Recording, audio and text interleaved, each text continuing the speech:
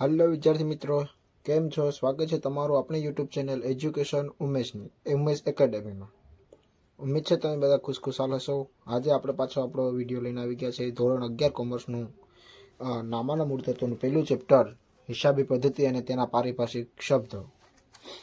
આજનો આપણો ટોપિક રહેવાનો છે જવાબદારી વિશે। કોના વિશે? જવાબદારી વિશે વિદ્યાર્થી મિત્રો। તો જવાબદારી કોને કહેવાય? તો કે ધંધા દ્વારા ઉધાર ખરીદેલ માલ, મિલકત કે સેવા અંગેની ચૂકવણીની રકમ અથવા તો કે ઉછીની લીધેલી નાણાં પરત કરવા રકમને જવાબદારી કહેવાય છે। તો કે હું કીધું કે ધંધા દ્વારા ખરીદેલ માલ કે ધંધા પાસેથી આપણે કોઈ ધંધા દ્વારા ખરીદેલું માલ હોય એને અથવા તો ઉછીના નાણાં કોઈ પાસેથી લીધા હોય અને ઉછીના નાણાં લીધેલાને પાછા આપવામાં આવે એને શું કહેવાય? જવાબદારી। બરાબર છે? શું કહેવાય? જવાબદારી। તો કે ઉછીના લીધેલા નાણાંને પાછા આપવા પડે એને જવાબદારી કહેવાય। ઉધાર ખરીદેલ માલ આપણે ખરીદવો હોય, 50,000નો માલ આપણે ઉધાર ખરીદવો હોય અને એ ઉધાર ખરીદેલા માલના પાછા આપણે પૈસા અમુક સમય પછી આપવાના થાય એને શું કહેવાય? જવાબદારી। બરાબર છે? તો જવાબદારીના કેટલાક પ્રકારો છે। કેટલા પ્રકારો છે જવાબદારીના પ્રકારો? જોઈ લઈએ પહેલાં આપણે વિદ્યાર્થી મિત્રો। બરાબર છે?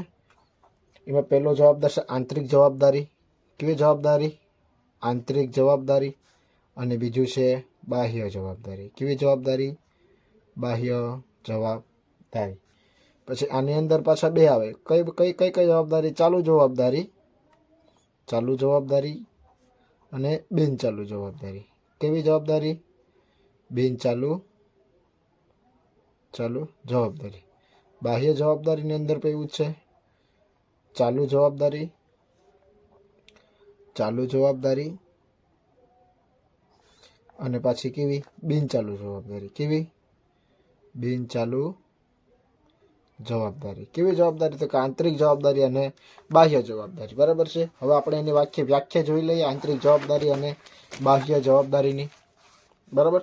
આવું છે આંતરિક જવાબદારી અને બાહ્ય જવાબદારીની વ્યાખ્યા। બરાબર છે? વ્યાખ્યા તો કે હિસાબી પદ્ધતિમાં ધંધો કે માલિક, બરાબર છે, હિસાબી પદ્ધતિમાં ધંધો અને માલિક એ કેવું અસ્તિત્વ?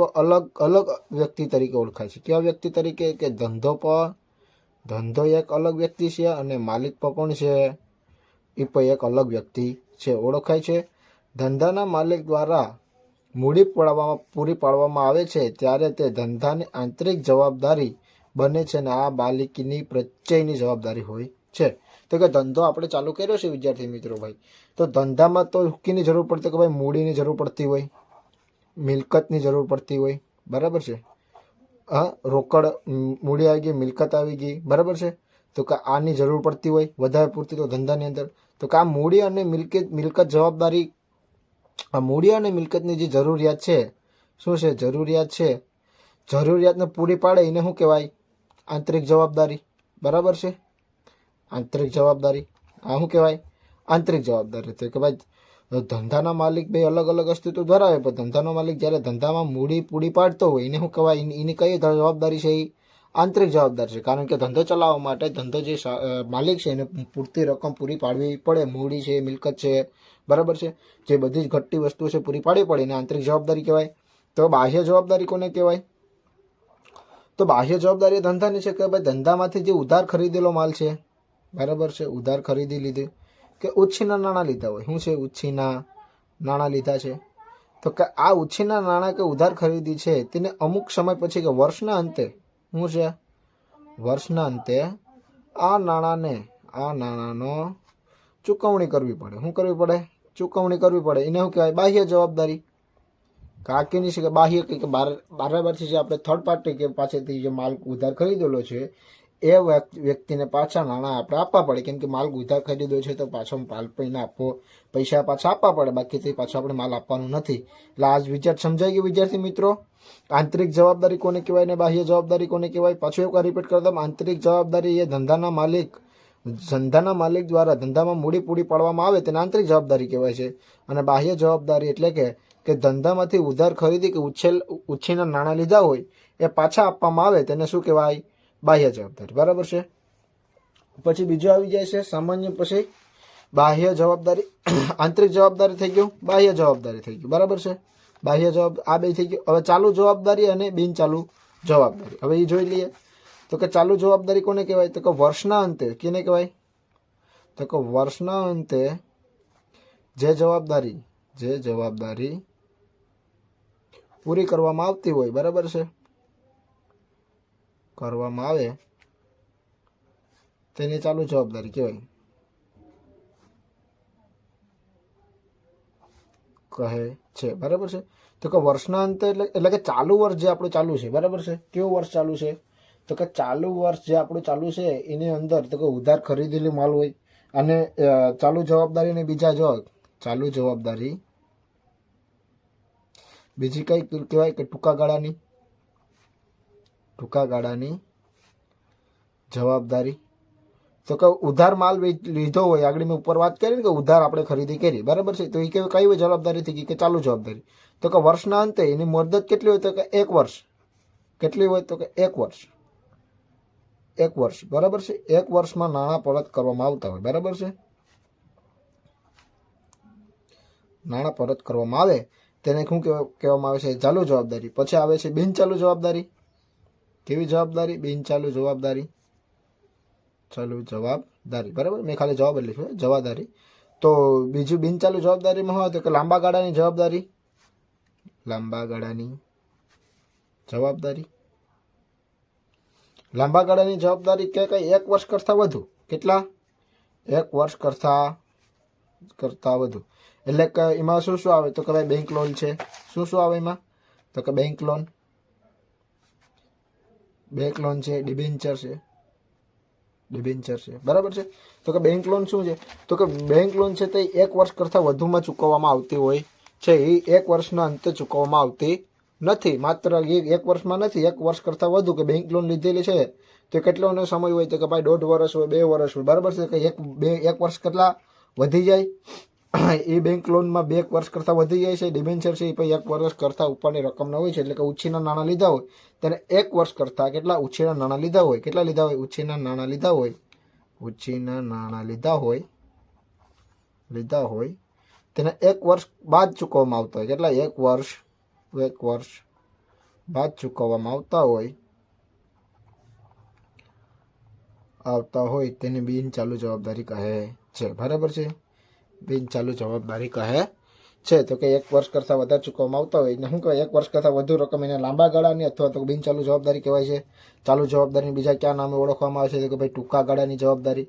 તો કે ટૂંકા ગાળાની જવાબદારીમાં શું હોય? તો કે 1 વર્ષમાં નાણાં જે લીધા હોય, ઉછીના લીધા હોય કે ખરીદી કરી હોય તેને વર્ષના અંતે ચૂકવવામાં આવે તેને ચાલુ જવાબદારી કહે છે અથવા તો ટૂંકા ગાળાની જવાબદારી કહે છે, બરાબર. આંતરિક જવાબદારી કોને કહેવાય? રિપીટ કરાવી દો વિદ્યાર્થી મિત્રો. આંતરિક જવાબદારી કોને કહેવાય? તો કે વર્ષના તો કે હિસાબ આંતરિક જવાબદારી એટલે કે ધંધાના માલિક ધંધામાં શું આવે? ધંધાનો માલિક ધંધામાં મિલકત દ્વારા, બરાબર છે, પૂરી પાડવામાં આવે. ધંધાના માલિકે ધંધામાં મૂડી પૂરી પાડવામાં આવે તેને શું કહેવાય? આંતરિક જવાબદારી કહેવાય છે, બરાબર છે. કારણ કે એ ધંધાના માલિકનું જવાબદારી છે. તો કે ધંધામાં પૂરેપૂરી રીતે મૂડી પૂરી મળી રહે એની એટલે એની આંતરિક જવાબદારી થઈ ગઈ છે. બાહ્ય જવાબદારી કેવી છે? તો કે ખરીદેલા માલને 3-6 મહિનામાં પાછા રકમ આપી દેવામાં આવે તેને શું કહેવામાં આવે છે? બાહ્ય જવાબદારી કહેવામાં આવે છે, બરાબર છે. તો કે ઓવરઓલ જવાબદારી કોને કહેવામાં આવે છે? કે મેન તો કે જવાબદારી, આ તો જવાબદારીના ભાગ છે. જવાબદારી એક આ તો એના ભાગ છે, આંતરિક જવાબદારી, બાહ્ય જવાબદારી. આ બેના ભાગ આ છે, ચાલુ જવાબદારી અને બિનચાલુ જવાબદારી. તો જવાબદારી જ કોને કહેવાય? તો કે ધંધા દ્વારા ખરીદેલી માલ મિલકત કે સેવા અંગેની ચૂકવણી રકમ અથવા તો કે ઉછીના નાણાં લીધેલા છે. નાણાં પરત કરવામાં રકમને શું કહેવાય? જવાબદારી કહે છે.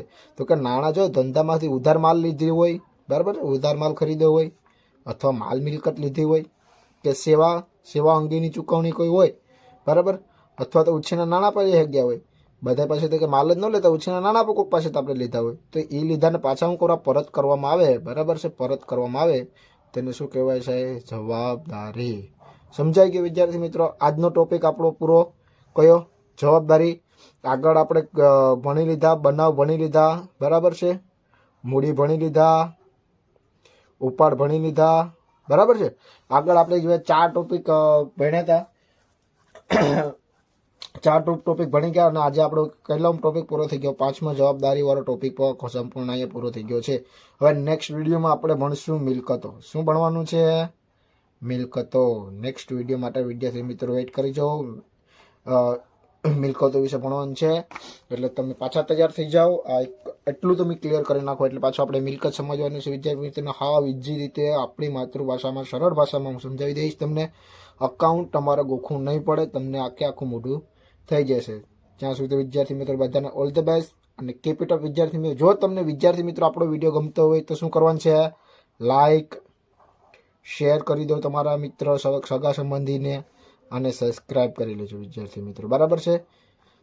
આ 3 વસ્તુ તમારે કરવાની છે. બીજી બધી જ જવાબદારી આપણી કરવાની છે. આપણે આ એક ચેપ્ટર પૂરું થાય ને પછી 12માનું આપણે પહેલું ચેપ્ટર ચાલુ કરવાનું છે. બરાબર છે? એટલે વારાફરતી આપણે બધું જ કવર કરવાનું છે. પછી બીકોમનું પહેલું ચેપ્ટર, બરાબર છે? બીકોમનું એકાઉન્ટમાં આવતું પહેલું ચેપ્ટર આપણે લેવાનું છે. બીકોમનું, બરાબર છે? આ બધા જ વિદ્યાર્થી મિત્રો આપણે વારાફરતી બધું જ ટોપિકને કવર કરી લેવાના છે. બસ ખાલી જોઈએ છે તમારો સપોર્ટ. ઓકે, થેન્ક યુ વિદ્યાર્થી મિત્રો. All the best, keep it up.